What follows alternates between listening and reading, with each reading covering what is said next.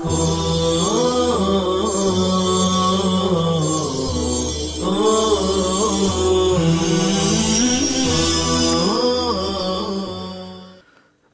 للہ رب العالمین والصلاة والسلام علی سید المرسلین وعلی آلہ وصحبہ اجمعین اما بعد بسم اللہ الرحمن الرحیم ولو سرق فی ید البائع ثم فی ید المشتری فقطع بہما عندہما یرجع بالنقصان کما ذکرنا وعنده لا يرده بدون رضا البائع للعیب الحادث ويرجع بربع الثمن وإن قبله البائع فبثلاثة الأرباع لأن اليد من الآدمي نصفه وقد تلفت بالجنايتين وفي إحداهما رجوع فيتنصف ولو تداولته الأيدي ثم قطع في يد الأخير رجع الباعة بعضهم على بعض عنده كما في الاستحقاق وعندهما يرجع الأخير على بائعه ولا يرجع بائعه على بائعه ولا يرجع بائعه على بائعه لأنه بمنزلة العيب وقوله في الكتاب ولم يعلم المشتري يفيد على مذهبهما لأن العلم بالعيب رضا به ولا يفيد على قوله في الصحيح لأن العلم بالاستحقاق لا يمنع الرجوع. طلبہ عزیز، یہ آج کے درس کی عبارت ہے. آئیے پہلے ہم عبارت کے ترجمے کو سمجھتے ہیں. اور اگر غلام نے بائع کے قبضے میں چوری کی، ولو سرق فی ید البائع، اگر غلام نے بائع کے قبضے میں چوری کی پھر مشتری و خریدار کے پاس چوری کی، پھر دونوں چوریوں کی وجہ سے اس کا ہاتھ کاٹا گیا، تو صاحبین کے نزدیک مشتری نقصان عیب واپس لے گا، جیسے ہم نے ذکر کیا. اور حضرت امام ابو حنیفہ رحمۃ اللہ علیہ کے نزدیک نیا عیب پیدا ہونے کی وجہ سے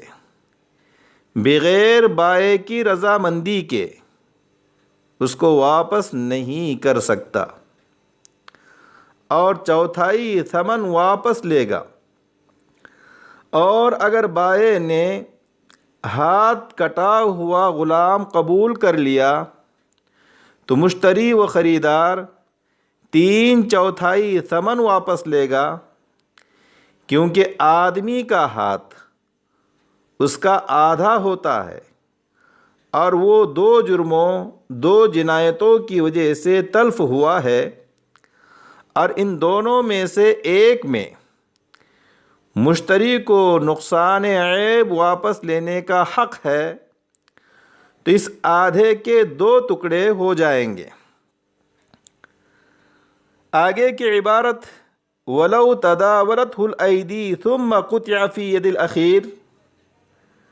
اور اگر یہ چوری کرنے والا غلام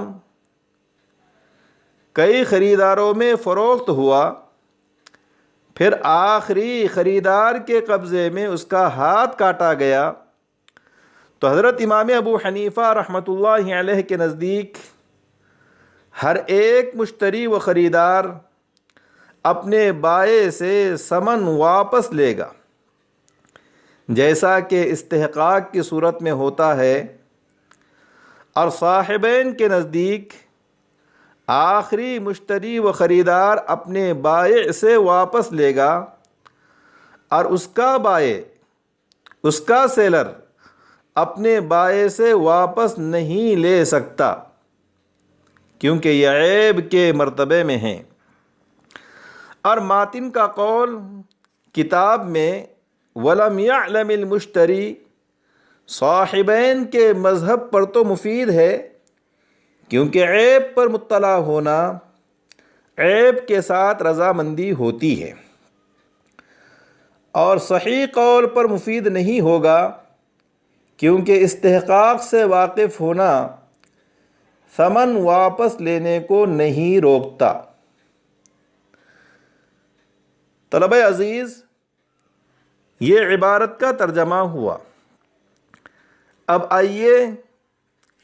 عبارت میں مذکور مسائل فقہیہ کو سمجھتے ہیں۔ صورت مسئلہ یہ ہے کہ غلام مبی نے ایک بار بائع کے پاس رہتے ہوئے چوری کی تھی، اور ایک بار مشتری کے پاس آ کر اس نے پھر چوری کی، اور ان دو چوریوں کی وجہ سے، ایک وہ چوری جو اس نے بائع کے پاس رہتے ہوئے کی، اور ایک وہ چوری جو اس نے مشتری کے قبضے میں رہتے ہوئے کی، اب ان دو چوریوں کی وجہ سے اس کا ہاتھ کاٹا گیا، تو صاحبین کے نزدیک مشتری بائع سے اس عیب کا نقصان واپس لے گا جو بائع کے پاس چوری کرنے کی وجہ سے پیدا ہوا تھا، یعنی چور اور غیر چور غلام کی قیمتوں میں جو تفاوت ظاہر ہوگا، مشتری اس کو بائع سے واپس لے گا، جیسے کہ اس سے پہلے سبق میں یہ تفصیل گزر چکی۔ اور حضرت امام ابو حنیفہ رحمۃ اللہ علیہ کے نزدیک مشتری ہاتھ کٹا ہوا غلام بائع کی رضامندی کے بغیر واپس نہیں کر سکتا، کیونکہ مشتری کے پاس اس غلام میں ایک نیا عیب پیدا ہو گیا ہے، یعنی غلام کا مشتری کے پاس چوری کرنا اور دونوں چوریوں کی وجہ سے ہاتھ کٹنا، اور یہ بات پہلے آپ کو معلوم ہو چکی کہ اگر مشتری کے پاس مبی کے اندر کوئی نیا عیب پیدا ہو گیا، عیب حادث پیدا ہو گیا، تو مشتری کو مبی واپس کرنے کا اختیار نہیں رہتا ہے۔ اس لیے اس صورت میں بھی مشتری کو مقطوع الید ہاتھ کٹا غلام واپس کرنے کا اختیار نہیں ہوگا۔ البتہ مشتری 1/4 ثمن بائع سے واپس لے گا، کیونکہ غلام کا ہاتھ دو چوریوں کی وجہ سے کاٹا گیا ہے، ایک تو وہ چوری جو بائع کے پاس کی ہے، اور ایک وہ چوری جو مشتری کے پاس کی ہے، اور یہ بات طے شدہ ہے کہ مشتری اس عیب کا نقصان بائع سے واپس لے سکتا ہے جو عیب بائع کے پاس پیدا ہوا ہو، نہ کہ اس عیب کا جو خود مشتری کے قبضے میں پیدا ہوا ہے۔ پس جب غلام کا ہاتھ دو چوریوں کی وجہ سے کاٹا گیا، تو مشتری کو اسی قدر ثمن واپس لینے کا اختیار ہوگا جو ایک ہاتھ کے نصف کے مقابل آتا ہو، اور ایک ہاتھ کے مقابل چونکہ نصف ثمن آتا ہے، اس لیے آدھے ہاتھ کے مقابل 1/4 ثمن آئے گا۔ پس مشتری کو اس چوری کی وجہ سے جو غلام نے بائع کے پاس کی ہے 1/4 ثمن واپس لینے کا حق حاصل ہوگا، اور اگر بائع نے ہاتھ کٹا ہوا غلام واپس لینا چاہا تو اس صورت میں مشتری و خریدار کو بائع سے 3/4 ثمن واپس لینے کا اختیار ہوگا، کیونکہ آدمی کا ہاتھ آدمی کا نصف شمار ہوتا ہے، آدمی کا ہاتھ آدمی کا نصف اور آدھا شمار ہوتا ہے، حالانکہ غلام کا ہاتھ 2 جنایتوں 2 چوریوں کی وجہ سے کاٹا گیا ہے اور مشتری کو ان دونوں میں سے ایک میں نقصان عیب واپس لینے کا حق ہے، تو اس آدھے کے 2 نصف ہو جائیں گے اور آدھے کا 1 نصف ربع اور چوتھائی ہوتا ہے۔ پس اگر نقصان عیب لینا چاہے تو بائع سے 1/4 ثمن واپس لے لے، اور اگر بائع کی طرف واپس کیا اور بائع نے اس کو قبول کر لیا تو مشتری بائع سے 3/4 ثمن واپس لے لے، کیونکہ 1/4 ثمن اس چوری کی وجہ سے ساقط ہو گیا جو چوری غلام نے خود مشتری کے پاس رہتے ہوئے کی ہے۔ آگے کا دوسرا مسئلہ، وَلَوْ تَدَاوَلَتْهُ الْأَيْدِي ثُمَّ قُطِعَ فِي يَدِ الْأَخِيرِ، اس مسئلے کی صورت یہ ہے کہ غلام نے اپنے مالک کے پاس رہتے ہوئے چوری کی، پھر اس کو خالد نے خرید لیا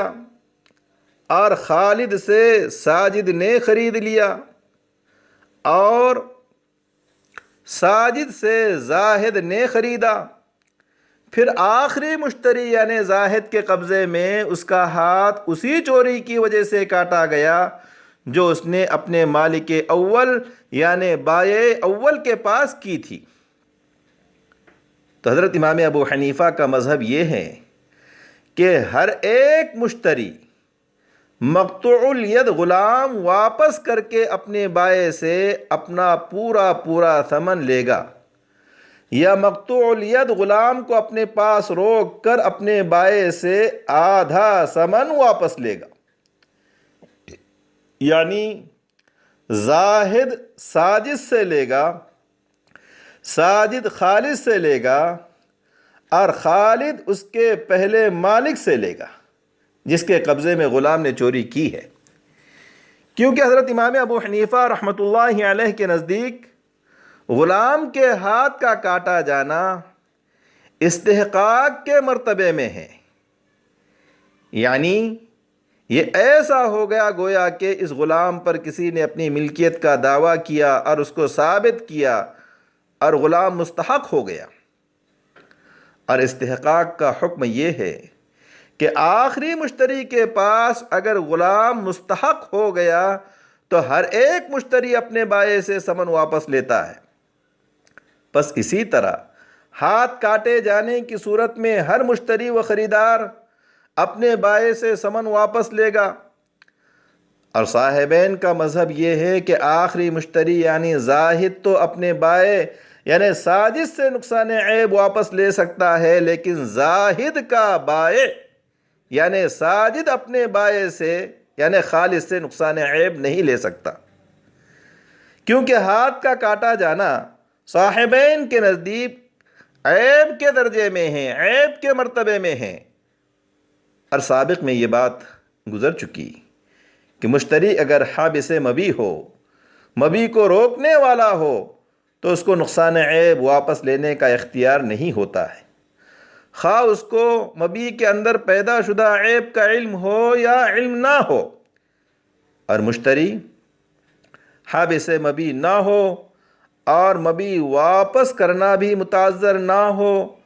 تو وہ عیب کی وجہ سے مبیع واپس کر سکتا ہے، اور اگر عیب جدید کی وجہ سے مبیع واپس کرنا متعذر ہو گیا ہو تو مشتری نقصان عیب واپس لینے کا مجاز ہوتا ہے۔ پس آخری مشتری یعنی زاہد نے چونکہ اس غلام کو فروخت نہیں کیا ہے اس لیے یہ حابس مبیع نہیں ہوا، اور غلام کا ہاتھ چونکہ آخری مشتری کے قبضے میں رہتے ہوئے کاٹا گیا اور صاحبین کے نزدیک ہاتھ کا کاٹا جانا عیب حادث ہے، جس کی وجہ سے مبی کی واپسی متعذر ہو گئی ہے۔ اس لیے آخری مشتری و خریدار اپنے بائع سے نقصان عیب واپس لے سکتا ہے، اور آخری مشتری یعنی زاہد کے بائع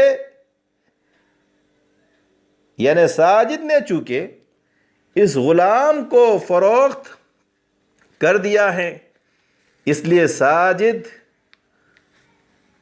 اور اس کا بائع یعنی خالد دونوں حابس مبی ہوئے، اور حابس مبی کو چونکہ اپنے بائع سے نقصان عیب واپس لینے کا اختیار نہیں ہوتا ہے، اس لیے آخری مشتری کا بائع اپنے بائع سے اور وہ اپنے بائع یعنی خالد سے نقصان عیب واپس لینے کا مجاز نہیں ہوگا۔ صاحب ہدایہ فرماتے ہیں کہ متن یعنی جامع صغیر میں